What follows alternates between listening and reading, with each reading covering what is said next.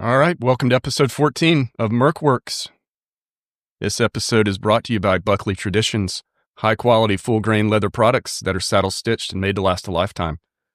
Use promo code Mercworks at checkout for 10% off the entire order. Go to buckleytraditions.com. Today, we're going to discuss the fate of U.S. citizen Troy Emett Hargett, who's also a U.S. Army veteran, who later joined the Ukrainian International Legion as a volunteer, Ukraine. His whereabouts and status remains unknown to this day, but we are joined by one of his family members who, in an abundance of caution, wishes to not use his real name. How's it going? Doing good. How are you guys doing? Oh, doing good. Good. Okay. Well, good. Thanks for having me on your show. No, we're happy to do it. If anything can lead to further details of Troy's disappearance at this point. Yeah. Could you tell us a little bit, where's he from or where did he grow up, how his upbringing was? Sure. Yeah. So Troy was born in Saranac, New York. Had a basic all-American family, mom, dad, sister, small town America. He grew up there and eventually he joined the Vermont National Guard around 2016. Did his little 4 years stint enlistment as a supply clerk. And really kept to himself a lot. Did he kind of moved around. Did he have any deployments or anything with the Army National Guard? No, not that I'm aware of. I haven't really reached out and pulled any of his service records from his time in the National Guard. Okay. So I do not know that. I don't believe so. Okay. But basically somehow he, moving forward from 2021 when he got out of the National Guard to around October of 2024, he was recruited by some unknown source when he was in Arizona to basically join into the foreign national volunteers to go fight for Ukraine. What was he I doing? don't know if he. What was he doing in the lead up? Like, what was he doing in Arizona? Was he working or? Yeah, he was working. Like I said, from what little bit I know about Troy, to be honest, I met him a very small handful of times. He was very, like I said, to himself, and really feel like he was just spending a lot of time, inward, probably trying to find himself. As a veteran myself, and I'm not trying to say that I speak for every veteran out there, but I think there's a deeper sense of service with people who volunteered to join the United States military. And once we get out, I think we kind of feel lost to going from sort of having that structure and a mission to what's the next mission going to be for me. Mm-hmm. So I just kind of feel like maybe Troy was that person, and maybe that's what he was looking for. And then it's possible whether he was approached in Arizona or whether he reached out to do some research. The media at the time really, I think, did a really good job of building up the war in Ukraine against the Russians as sort of Ukraine as like an underdog or a I don't know, a mouse fighting the cat, or David Goliath. Some David and Goliath syndrome or something, and maybe even, to be honest, even myself, sort of toyed with the idea of volunteering to go fly, that kind of be a worthy mission. I don't know. So I don't know what Troy was going through Troy's mind at the time, but basically he was recruited somewhere in Arizona to volunteer for the Foreign Service to go fight for Ukraine. And in October 19th or 20th, he actually flew to Poland. And this is October of 2024 at this point? Yeah, October 2024 at this point. So from August of, I guess, the volunteers process, whatever that process is, to October actually getting on a plane to fly out, where what the family knows is that he flew into Poland around October 19th or 20th. And this is from contact that Troy had with his brother-in-law. That's kind of who he had been communicating with or texting with about his trip to Ukraine, and it's kind of reported to me that for whatever reason, he kind of didn't want to tell his mom. I don't know if it was, how mothers are, whether, be overly worried or whatever, try to talk him out of it or whatever. But for some reason, his mom didn't know that at that time that he had volunteered to go fight. Yeah, I mean, this is a really violent time, 2024. Yeah. I think Ukraine was kind of on the ropes at this point, or things were looking bad. Yeah.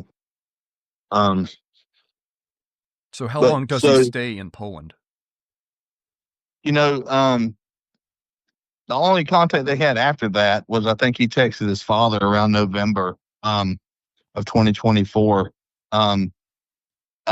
in Ukraine. Unfortunately, I don't have a lot of information from his brother-in-law, whom I've been told it was his sort of primary preferred contact with information about his whereabouts or what he was doing. But I've spoken with his mom, and the information she had was basically that November 26th, when he texted his father that he felt like he was going to be headed to the front lines, was pretty much the last contact they had with Troy. Of course, we found out since then that somewhere around December the 3rd to the 6th, that he had left Kiev and headed for and I'm terrible with trying to pronounce the name of this place. You guys are better at Oblast or the Battle of Toretsk. Toretsk in the Donetsk Oblast. Yeah, Eastern Ukraine. Yeah, right. Yeah, so that's where the information that we've gathered from multiple sources sort of kind of placed Troy right around December the 6th. And that ended up being a very massive and long-standing battle in Toretsk, which is kind of a mid-size coal mining town, and it looks like the surface of the moon at this point. The videos and pictures I've seen, it was a hot battle for sure.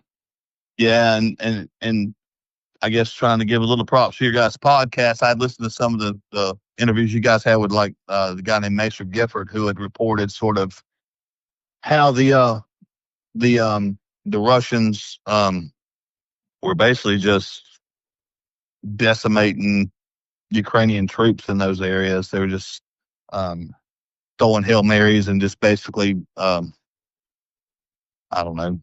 scorched earth on the Ukrainian soldiers in that area. So I think that's where it kind of makes it very difficult to piece together the events from December the 6th until current, because basically the U.S. Embassy sent a letter to the brother-in-law, basically stating that Troy officially was listed as missing in action. Of course, missing in action can mean a lot of things to a mom who who has no idea what happened to her child. And we all understand that,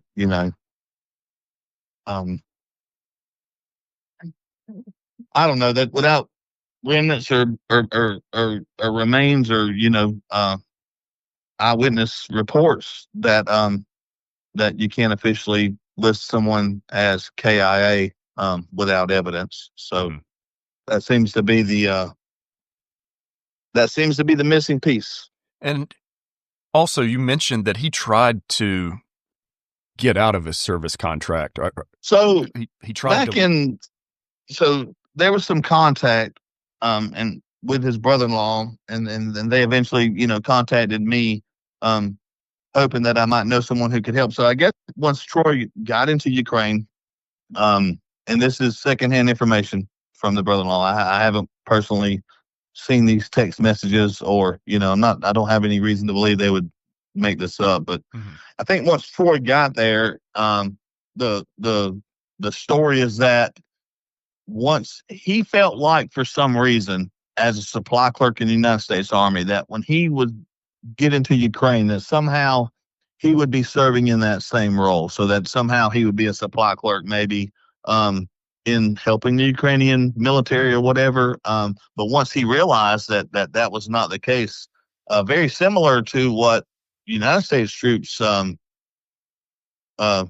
firsthand happened in the war in Iraq, where basically what we call a non-standard mission, where you've been trained to do something for all these years, and then suddenly, hey, everyone's a soldier. Here's an M16 and a hand grenade. Go kill the enemy. So I think once he was, I guess, faced with that reality, it was kind of an oh shit moment for him, and he wanted to find a way out and basically come back home. But through some message that he sent to brother-in-law, that obviously didn't happen, and he was sent to the front lines, and now it's been missing and no contact since December 6th of 2024. So that's 8 months with no contact and nothing from the embassy or the Ukrainian government. So, and you mentioned that he had sent some messages that kind of he was accepting his fate, or is that how? Yeah. So I think once he realized that that the cavalry wasn't coming. I mean, the only advice really that anyone could give him was basically go AWOL, try to somehow make it to Poland, where, there are United States troops or at least it's a non-combat zone, that maybe he just felt like through whatever, whether it was self-realization or whether it was conversations with, other volunteer troops there, that wasn't going to be a possibility. Because, going back to your earlier podcast with Maester Gifford, you really listened intently to that podcast, and anyone listening to this that has anybody in Ukraine fighting, I would recommend them going back to listen to that Mertworks podcast. He gave a lot of really good accounting as a foreign fighter helping Ukraine of what it was like as a foreign fighter in Ukraine. Number one, he mentioned that they as an English speaking person, right, there's a huge language barrier there to be able to follow orders on the battlefield. So they put basically English speaking people in units together, right? Yeah. So hopefully there was someone there at least that he could communicate with, right? And it wasn't that he was struggling with the language barrier. But I don't know that. We don't know that for sure. But basically he had sent a message home saying that, okay, guys, this is basically where I'm going to die. So, love you all, peace out, or whatever. It was part of those last communications that they had with Troy. And that's a terrible thing to get from anybody, Yeah, absolutely. As a last communication from anyone, so again, I hope this puts some perspective in the turmoil that the mother's going through with not knowing what happened to her son. I mean, it's terrible, even if it's your brother or your sister. But everybody has a mom, right? Good or bad, everybody has a mom, and moms they're a different species, and she's it's literally, tearing her apart. Having to go through this and not getting any information other than, hey, the United States Embassy recognizes that on December the 6th that your son Troy Hargett is missing in action in Ukraine. Very, very basic. I've got the letter from the embassy pulled up now. Very. Yeah, go ahead. Yeah. Very canned language, cookie cutter.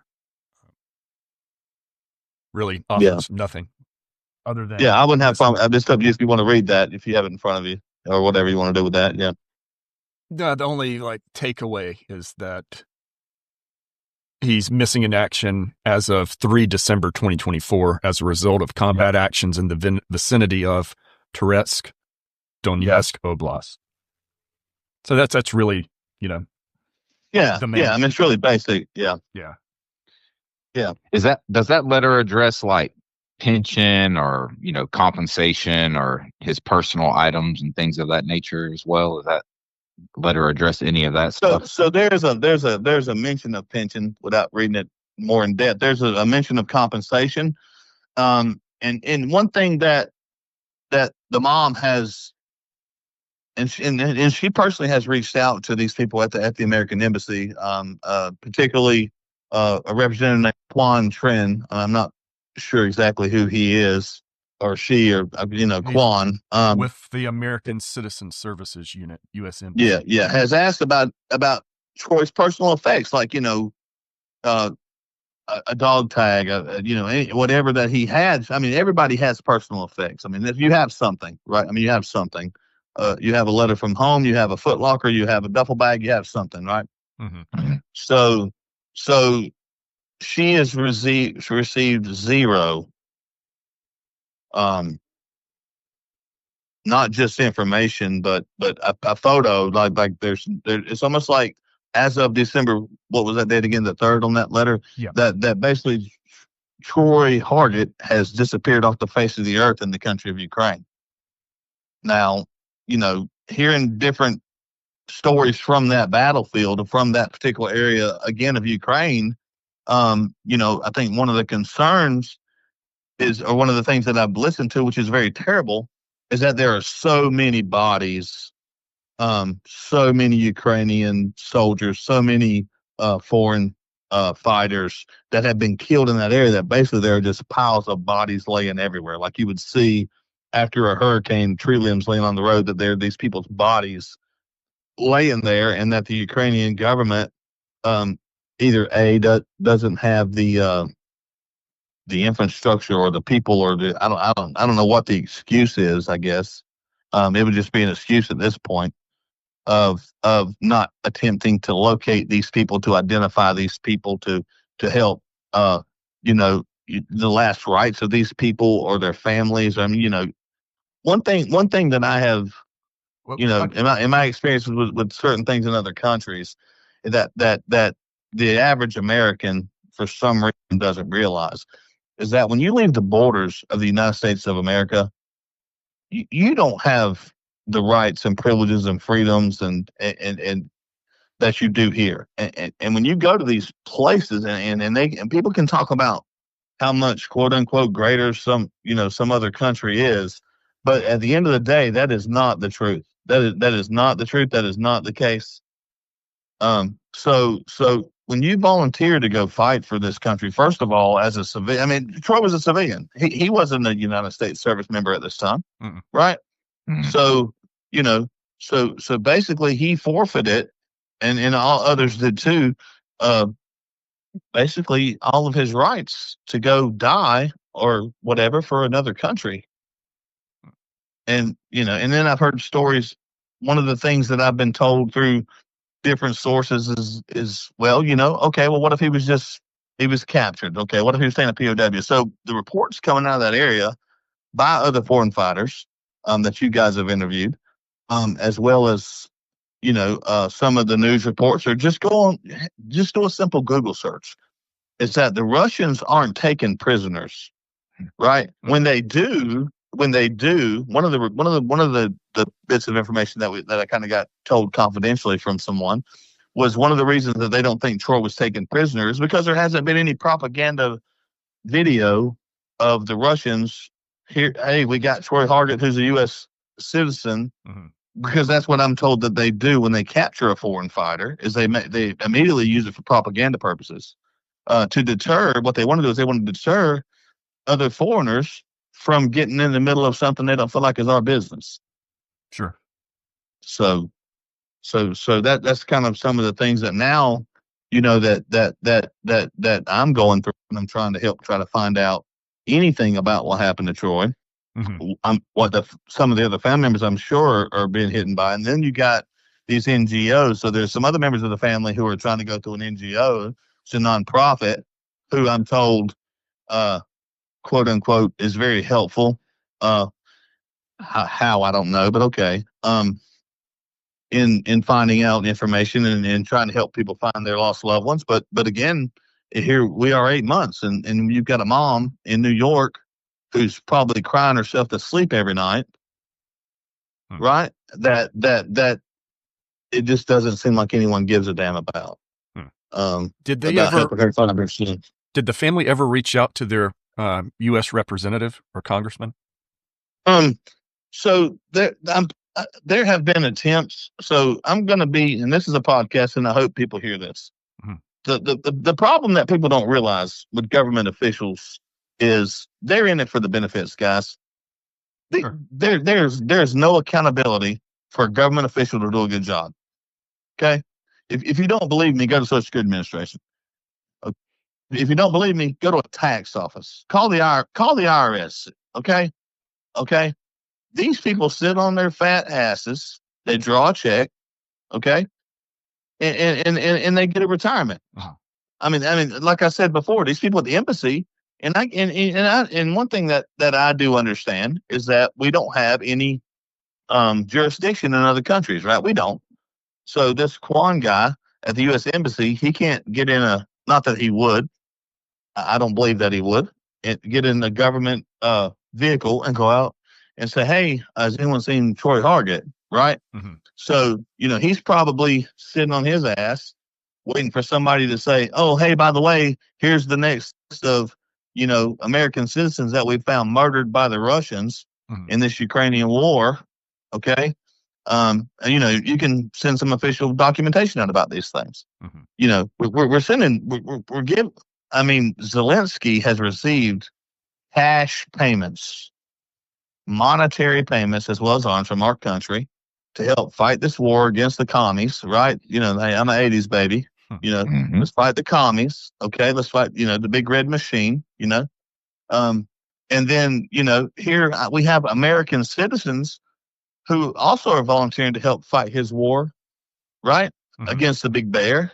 And then what? He doesn't care if they ever go out and find the bodies of these Americans? How about take some of those billions of dollars, buddy, and let's pay somebody to go find somebody? How about that? I mean, there's all kind of things that can be done here. But again, no accountability. No accountability, right? I will no say respect for anybody else. Yeah. I will say, when you go to the Deep State map, which tracks the Ukraine conflict, you can type it in, and it shows the shifting battle lines. That entire area was it was partly under Russian control and contested at the time, back in December of 2024. But today, if you type in July 12th, 2025 on Deep State War Tracker, that entire area is now occupied by the Ruskies. So, yeah. So in that instance, it may be hard to, I guess, repatriate some of those remains for some of those folks. But I get that too. But if Russia wants to present themselves as a upstanding citizen of the international community, right? Then they should allow people to come in there and look for dead soldiers, lost soldiers, right? It's pretty. Again, I thought this was too. I mean, I didn't think this was North Vietnam versus South Vietnam. I thought this was two civilized countries fighting each other, right? So then this shows a lack of civility on Russia's part. And to be fair, former President Dmitry Medvedev did have a tweet not long ago where he put out saying that they have been trying to give back the remains of over 6,000 soldiers to Ukraine, who has not responded to that offer. So, well, I guess like in Star Wars, it could be a trap, right? It's a trap. Yeah. So it's a weird situation for sure. Yeah, maybe they're trying to draw them into the Death Star. Who knows? Go ahead. So Barry, so you have cultivated some sources through internet research. Can you elaborate on that? Who you've spoken with? So the to be honest, the best responses I've gotten have been through Instagram of all places. So in finding out that he was part of one of sort of like a Bravo 2 Legion association, I've been able to at least find out what unit he was with. The unit number is call sign. They said his call sign was cat. If that's helpful. And his unit and- was 1st Battalion, International Legion, right. 3rd Platoon. 1st Battalion, Yep. 3rd Platoon of the International Legion. Right. And then we also have the unit number is A7420. That's Mhm. been very helpful. So through that contact, unofficially, I've had a few other individual contacts contact me through other sources. And to be honest, some of the information I have promised not to share, and I will uphold that because I am an honest person. And anything that's going on in the war zone, guys, I mean, you never know what can be used against you by the enemy. Mhm. And that's just the truth. You would think that something is very innocent or doesn't sound like it would be sensitive information and literally could be used against someone. So Mhm. some of that stuff I don't feel comfortable sharing on a podcast.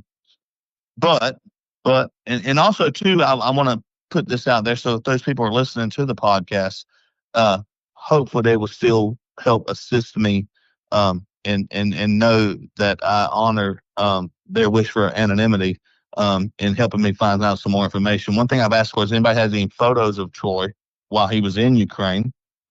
If Troy made any kind of buddy contact. So as a soldier, I know that there is a bond amongst soldiers, brothers, right? Mhm. Battle buddies, we used to call them in the Army. So if Troy had any kind of battle brothers in arms, any of those things while he was in Ukraine, if you can hear this podcast, I have set up an email account that I believe you guys have agreed to share on your site. It's just Troy in Ukraine at yahoo.com. Again, that's Troy, Troy, NIN, Ukraine, Ukraine at yahoo.com. If you have any information, any photos, anything at all that can help us try to find out what happened to Troy, it would be greatly appreciated. And if you send it in and you request anonymity, I promise you that will be respected and upheld. One thing with some of the information that I've received is actually, kind of hopeful that there's a possibility, that hopefully somehow he is not somewhere laying on that battlefield, and never see his family again. That somehow maybe he found a way off. Maybe he found a foxhole to hide in, or somewhere to kind of get out of there, and is just trying to make his way home, or maybe he's just trying to shelter in place until the bombs stop falling. I mean, again, so many scenarios when you don't have actual, real information. Mhm. So I do want to give a brief summary of 1st Battalion International Legion's response that they sent you. They described Troy as a new recruit and not fully trained. That part really jumps out at me. yeah, So is there no Yeah. train-up period? I mean, I've read that there is a limited basic training. Well, back when our wonderful president and vice president took office, and they had Zelensky in there for an interview, J.D. Vance. One of the things that stuck out in my mind was J.D. Vance. Basically, verbally was attacking Zelensky for taking these conscripts and just pushing them to the front lines without training. Again, that's an admission right there. And when we say training, we're still talking about an ex-United States service member, right? So, I mean, he had what we're going to call, for the women, he had basic training, Mhm. okay, listeners? So that means he had 8 weeks of running, jumping, and shooting some targets, okay? Now, the 4 years after that, annually, that means once a year for people who don't know, you would go to like a rifle range or a small arms range and qualify with your weapon. Just because you served in the United States military, guys, does not mean that you were trained to go out in front line and be an infantryman. Okay. Again, not trying to downplay his service, but here we have a young man who was a supply clerk in the United States Army, right?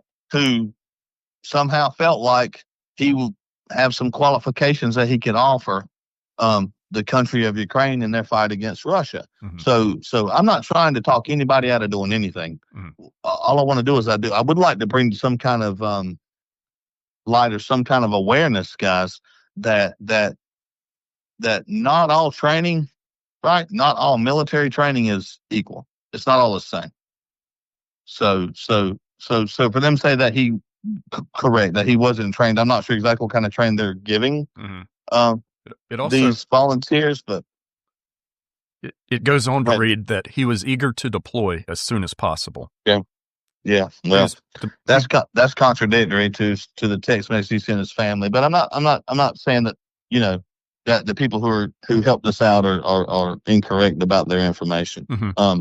And the dates, it's a slight variation. They say, it goes on to read that on 4 December 2024 is when he went missing versus the State Department's letter is 3 December. But small. Well, Lord forbid the government get a number wrong. Yeah. And this also says that he had already been on a few operations. Is correct. The 1st Battalion reports. Which is also contrary to being untrained. Yeah. So, I don't know. It says we are not allowed to share more details, sadly. There is a small chance he was captured as a prisoner, but the Russians always use these cases as propaganda online. And since no case has been seen online for Troy, we can assume that he was killed in action. Our platoon commander was at the control point. I'll leave that part out.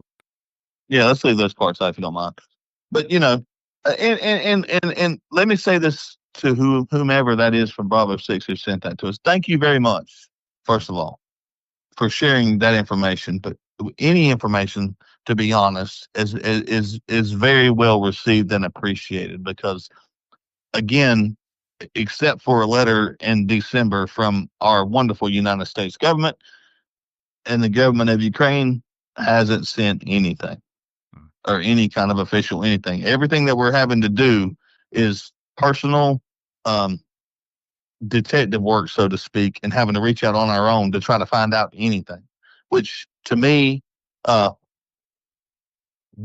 Zelensky is a total disservice to the civilian volunteers who go in there dying to help your country fight off the Russians. So, All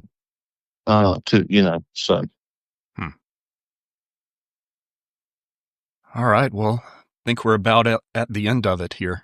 I'm not going to, the anonymous tipster info, is there any nuggets out of that you want mentioned or just? No, I think we pretty much covered that. I think that, the nuggets that we have are in place.